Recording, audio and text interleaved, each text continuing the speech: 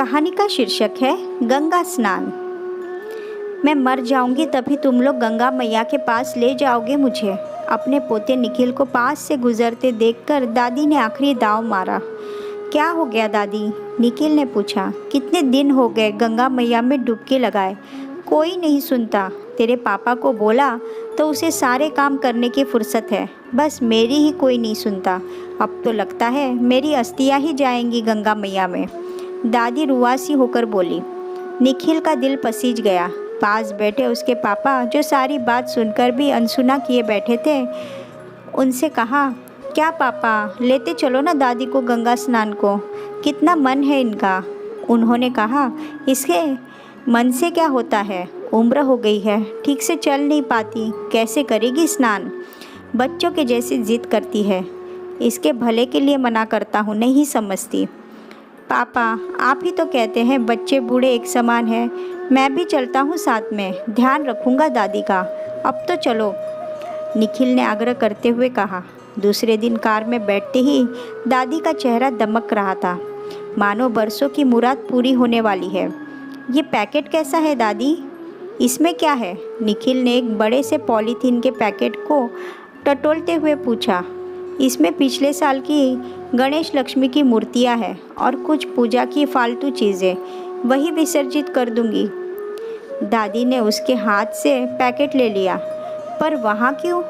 तुम्हें पता है दादी, ये मूर्तियाँ प्लास्टर ऑफ पेरिस की बनी होती है, गंगा के लिए नुकसानदेह होती है, वहाँ मत डालो।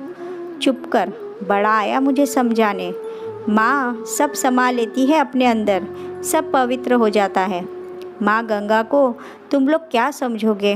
आहा, क्या आनंद आता है डुबकी लगाने में, मन तृप्त हो जाता है। वो अपने में बुदबुदा रही थी।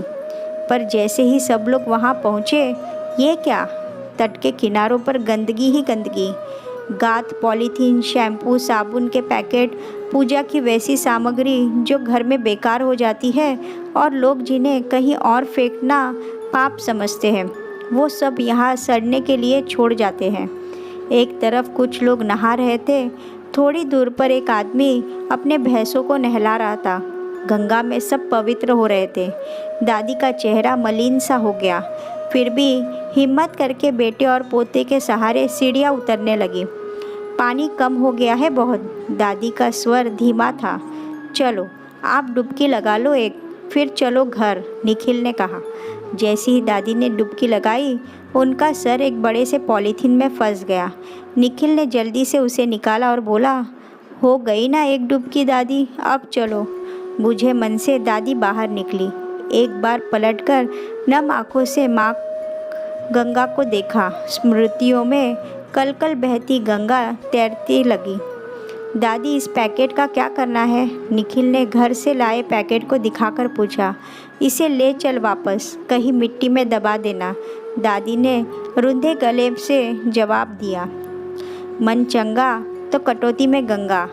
माँ, तुम सच में अब कटौती में ही समा जाओगी क्या?